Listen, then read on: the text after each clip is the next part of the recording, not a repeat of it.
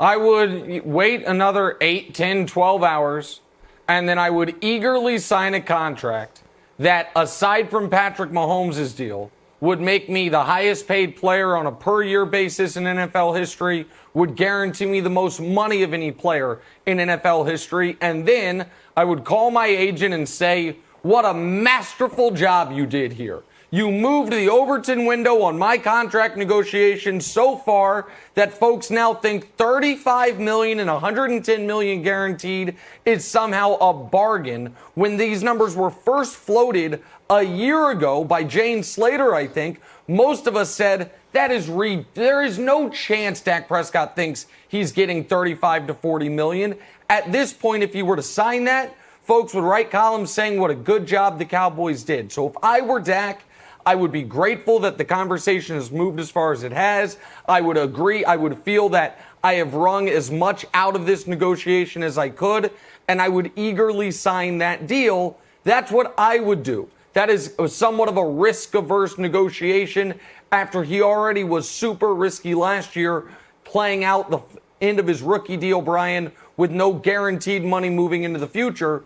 But the fact that he was willing, Brian, to play out last year, to me, makes it much more likely that he's willing to play out this year at $31 million and become even closer to free agency and become only the third quarterback ever to play a season under the franchise tag, Brian.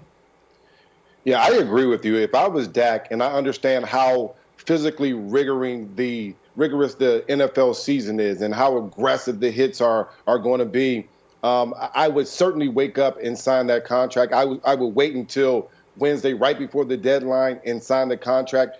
But I also got to imagine I'm a running back, and I think in the running back's terms. And if you're a quarterback and you're protected the way that quarterbacks are protected in the NFL today, and if you're Dak and you started 64 straight games and you bet on yourself, including last year, and you're the 135th pick overall, and you're saying, you know what, last year I put up great numbers, but this year I get a better and more offensively inclined coach in Mike McCarthy. I have better weapons in CeeDee Lamb, and I get a hungry Zeke.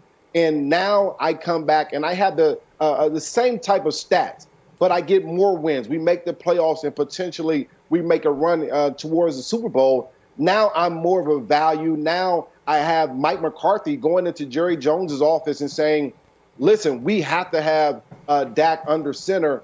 And if I'm Dak, I'm willing to roll the dice again. And that's the hard part. I think that's what Dak is going to be willing to do. I think it's a tough stance to take, but he's bet on himself his entire career. I don't see that changing at this point. Yeah, I'd stick to my guns and make sure I got the 4-year deal that I wanted. They want 5 years. I would say I want 4 because I want that TV money coming. And I know there's a lot of uncertainty and there's a lot of cloudy numbers. The best person who has kind of broken this down is Katie Drummond of USA Today and Cowboys Wire. And he made a parallel from the NFL salaries to the NBA when they got their new deal. So 5 years ago, Katie wrote, Kobe and Joe Johnson were 1 and 2 in the league. They were making about $23 million. Fast forward after these TV deals, Steph's making 40 and Chris Paul's making about 38. And the people that are making 23 are like Gallinari and Ibaka. So it's a world of difference. The salary cap is going to explode once these new deals are. The Facebook and Amazon and Netflix and Google are probably going to get into the game. There's going to be new products with the 17-game season, more playoffs, and the international games are not only about expanding the international base, but also getting that 9 a.m. window, Nick. And you're the gambler of the crew. I'm surprised you're taking the more conservative path here, because there's more money on the table if he rolls the dice, Nick. Because at some point you got to take your profits and get up. And if all the negotiation right now reportedly is about a 4-year deal or a 5-year deal, if he were to get, if he were to sign right now today a 5-year deal, the deal the Cowboys have out there for him, that takes him through 20, 21, 22, 23, 24, the next 5 seasons. If he plays this year under the franchise tag and then signs a 4-year deal, that would take him through, because 20 would have been under the franchise tag, 21, 22, 23, 24.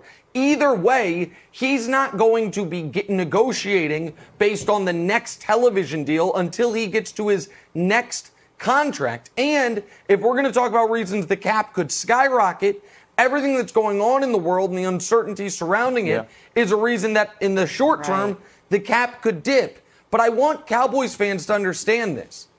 If this does not get done by tomorrow and he is going to play the year under the franchise tag, you have to start considering that he is not going to be there long term. There have been 2 quarterbacks ever to actually play under the franchise tag. Drew Brees, his final season in San Diego, because they had drafted Phillip Rivers and it was clear, writing on the wall, he's on his way out. And Kirk Cousins, 2 seasons in Washington, because clearly the coaching staff there, for good or for bad, didn't love him, didn't think he was ever going to be the guy. If Dak plays this year, Brian, under the franchise tag, and he rolled the dice last year, rolled it again this year, then he's going to be in a spot where he says, man, if I do it one more time, I hit true free agency. I'm better than Cousins, and he got a fully guaranteed deal when he hit full free agency. So that's the anxiety for Cowboys fans. It's not about this season. He's your quarterback this season no matter what. But if you play, the limited history we have says if a quarterback plays under a franchise tag, he's not long for the organization, Brian.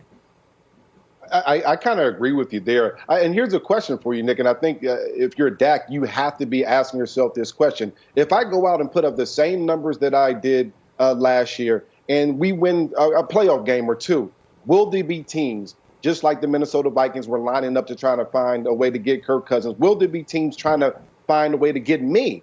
And I think that if you put those numbers up, you win a couple of playoff games, I think that there will be a group of teams that are hunting for Dak Prescott, wanting to get him signed up. And because of that, that's maybe part of the reason that Dak is willing to roll the dice again. As a running back, I'm saying I'm taking my money, I want it off the table, and I want it in my pockets. As a quarterback in this protected league, I think that Dak has some leverage here. And I also think once he signed that franchise deal a couple months ago, or a month ago or so, he said, I'm willing to roll the dice, and no matter what they present, unless it's exactly what we want, I'm not signing it, and I don't see the Cowboys coming back to a 4-year deal. And Brian, you allude to and flat out state some of the points of leverage for the Cowboys, and I understand that piece of it. And while I am if I were Dak, I would sign the deal. If I were Dak's agent, I would probably be presenting this to him. Listen, man, no matter what happens here, if you play this year under the franchise tag, it's the Cowboys who are in a bad spot. If you play, and this is what Cowboy fans also need to understand. If Dak plays this year under the franchise tag and you're awesome and you have a great year, then all that happened is his price skyrocketed.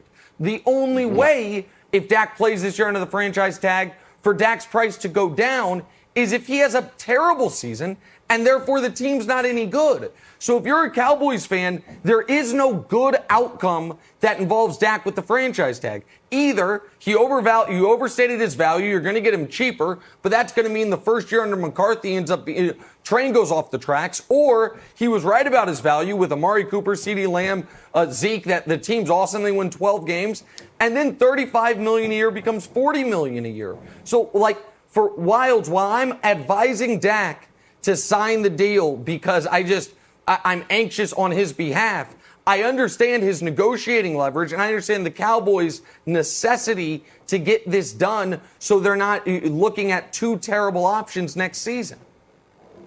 Yeah, the one thing I don't think we're talking about at all is how much money Dak can make by being a Cowboy. Like Tony Romo's making $18 million. Look, would Tony Romo's career have played out differently if he was with the Vikings? Probably. Right. Is his star as big if he's doesn't have the spotlight of Dallas? Probably. Peyton Manning is making $18 million a year. He never played for the Cowboys, but he's a huge star. I think Dak has another level of superstardom when you just look at, on paper, oh, let's go to the Vikings. I think that's a bad move for his career if he hits free agency and decides to leave. Thanks for watching. Subscribe here to get the latest from the show. Also, be sure to check out more of the best clips from First Things First, or go watch a few segments from our other shows on FS1.